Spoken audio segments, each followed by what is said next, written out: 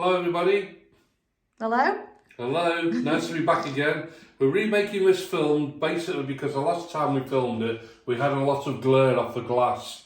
So we're going to film it in a slightly different way and explain what we're going to do with this machine. Yeah, good idea, because as you remember, those that watched the first version of this, you could see my slippers in the glass and all sorts. It wasn't a proud moment. So we bought this machine. It was reasonable. It's probably the same price as when you could buy it new. The good thing about it is we all know that they're like Chinese repro things. This is one of the earlier ones with a hardwood case. In later days, I think they made them out of MDF or chipboard or something, and we had a lot of deterioration around the hammers. It just all completely broke away. But this one's it's not in bad condition really. What I would say is a lot of the artwork and everything is faded. I've never seen a Punch and Judy booth with them colours on it, so we're going to kind of put it back so it looks like a British seaside Punch and Judy thing. We're going to redo the artwork, give Mr Punch a bit of colour because he's faded in the sun.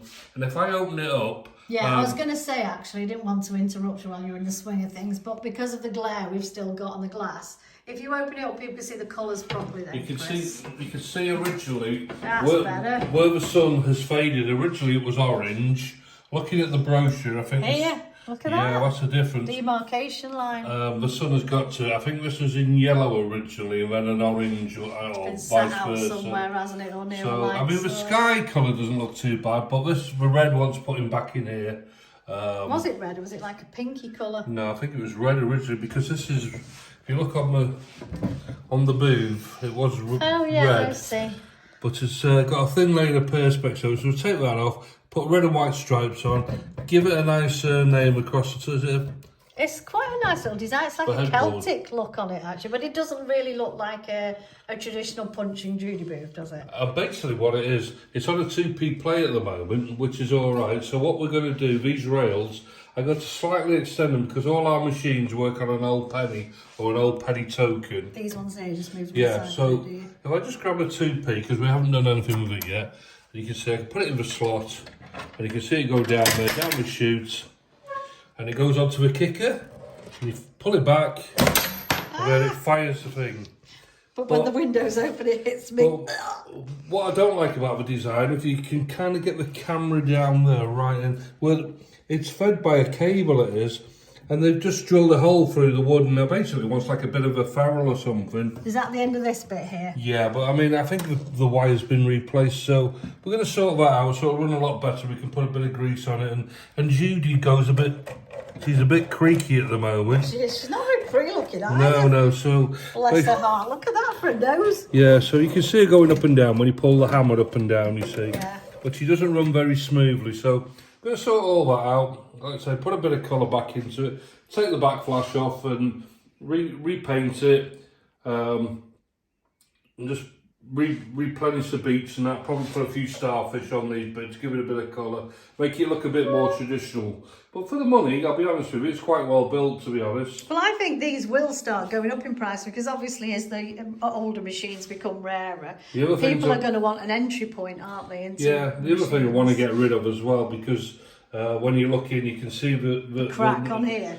No, not so much that. The modern day screws, the Phillips screws, well, all our other things, all our other boxes from the 50s and 60s and everything, have all got traditional straight cut screws. They didn't have Phillips screws. Do you not think that's going a bit too far with it? Well, I don't. You know me, don't you? I do know you. So, you're over it. So we're going to do that. Let's take it apart, rebuild it, and we'll be back with part 2 whenever. Well, my plan is, just so people are watching know, this video is going to run on to the new video, which will show the new and improved version.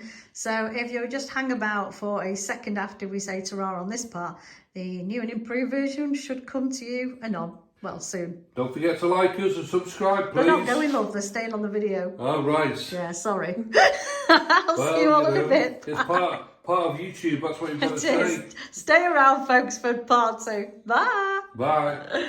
So, hello, everybody. Back in a hot minute. I should get that SpongeBob SquarePants thing that goes a minute later. Have you seen that? I need to edit. Anyway, say hello, Chris, again, even though we're on the same video. Hello, everybody. So this has been about a week later, hasn't it? Would you say?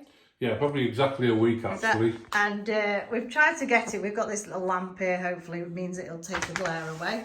So this is now what the machine looks like, and I think you'll all be quite impressed. So we'll get Chris to do the usual. I'm going to scoot round Chris's head a bit so you can get it. But we think it looks a lot more kind of in keeping with British Seaside. I mean, obviously the back panel was already there. Chris has basically, what have you done to it, Chris? What have I done? I've gingerly recreated it because you can see a couple of lines down. It's very thin in places. It looks like the machine was left against a damp wall and it's disintegrated the paper backing and it's sweated because there's a piece of like, what can I say, clear polythene, you could say, to protect it over the top. So basically it's added a barrier and it's probably made it worse. So as we removed it, it took some of the colour off, but I've tried to kind of recreate it as best I can because we've not really got a photo of a proper one really. We've only got a brochure, so we've not got any really good close-ups, but put a bit of colour back into it. Mr. Punch is Mr. Punch looks absolutely great. Yeah, because he was faded. I mean, it'd been obviously in a window or something or sunlight.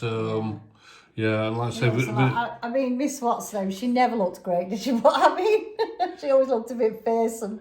Yes, so we put Punch and Judy heading on the top of the thing. If you go around there, a bit with your camera. I'm trying to, but you keep letting me the light. Look, Punch. Oh, on the thing. Yeah, I've done that. I've shown it. I know what you're on about. Yeah, we put a Punch bit and of Judy there. Yeah, put a bit of that on it. Put red and white stripes on like traditional. Painted a pair of curtains on it and. Curtains, have you? Oh yeah. Yeah. That's it. And also what we've done, we've changed it from a 2p play into a 1p play. Because we're obviously on a which involved arcade. Enlarging that. Yeah. And while the rails coming down, we had to probably open them up by about 1/4 of an inch and make a new piece for the bottom. So I'm going to try and put a penny in and see if it works. That's lovely. While Chris, I'm going to let Chris play on the machine while he's doing that, because obviously on my original video, as bad as it was, I did have a bit of information. Off you go, Chris. No, that's a no. So I'm going to move to this side, Chris, so we can see if he gets it in or not. So, there we go. So I'm just going to fill in the bits of information that are no longer on the first video. When you win, let me know, Chris. It'll be a week, I think. Neatly, but it's probably needs adjusting to make it a little bit easier. No, you don't want people to win on it, do you? Not too much, anyway. So anyway, I'm going to go back and tell you. So basically, we've been looking for a cheap and tunable game. Oh yeah, I was a winner. Oh, well done. You see, that was about 1 in 6, was it? You only get your tuppence back, your penny back, should I say, at this point. So basically, we wanted it so we could swap out any of the other machines that we needed. Anyone who's run an arcade will tell you. Winner. Oh, very good. Let me just get this out now, love. Folks are a little heavy-handed with antique machines, and it wasn't long before one needed emergency care on the field, wasn't it, love?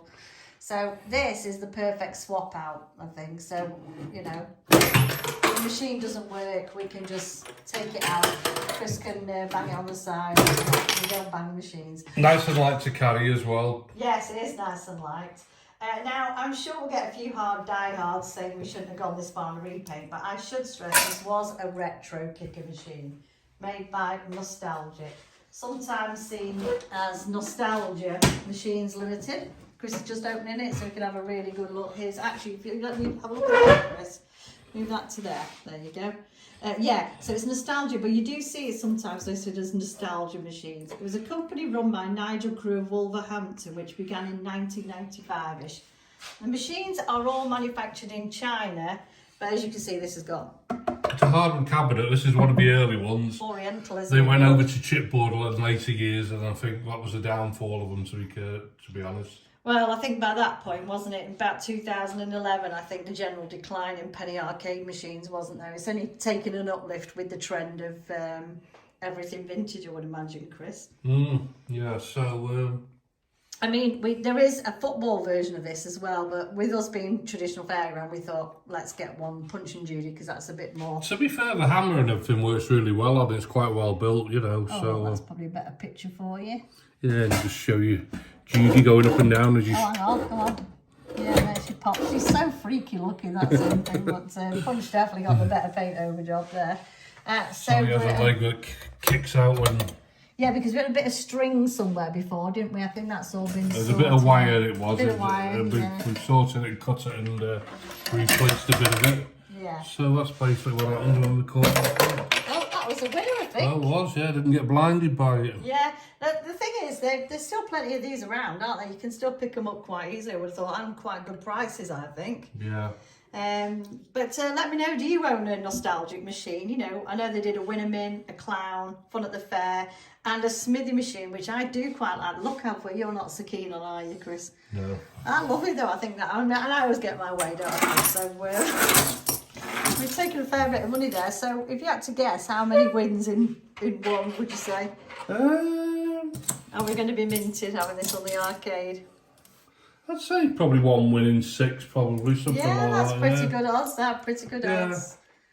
Yeah, so we thought we'd want you to have a look at it. And it's one of them. We just put the penny back in anyway, you know. Yeah, so. it's not like they're really winning anything, is it? It's just more the game for a bit of... I mean, they were originally made for home use, weren't they, Chris?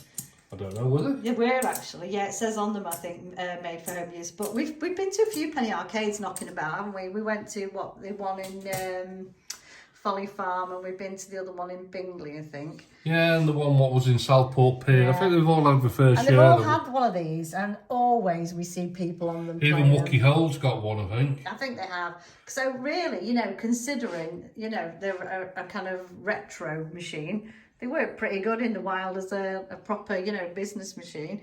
Anyway, so I'm going to let Chris close that up. You can have a couple more goes where I'll zoom in, and then I think we'll wrap it up then, because you've probably already had to sit through the original.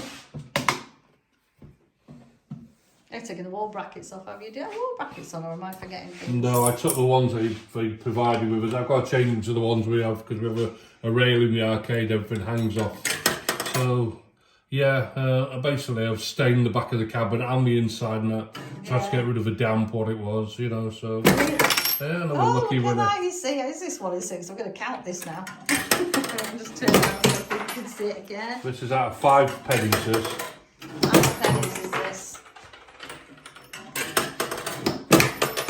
Oh, it's a great game, and I definitely think it's one that Oh yeah. easy catches the money. So 1 out of 5. There you go.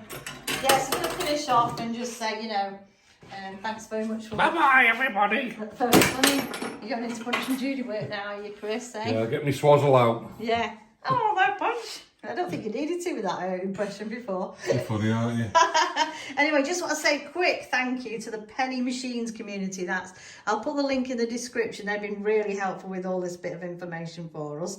And obviously telling us, you know, all these, how to amend things, because we've loved that website, haven't we, Chris? We have. It's really good. If you're not a member, it's free to join. There's a small charge if you want to see historical prices machines have achieved at auctions, and it's a great investment. I think it's literally like £5-6, something like that, and it shows you all the machines and auction sites.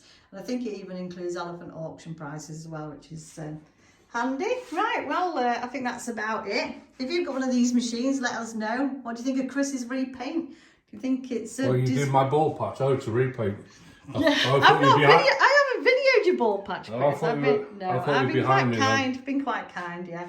So I'm just going to zoom up, Chris, and shift you out of the way. Yeah, I've just got a few things, putting traditional screws back in there and a price tag up there.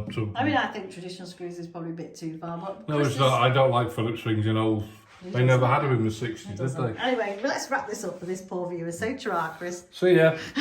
Don't forget, like us and subscribe. You don't need to say that anymore. If they like our stuff, they'll do that anyway. Right, I'll see you soon. Take care, everybody. Bye. Bye.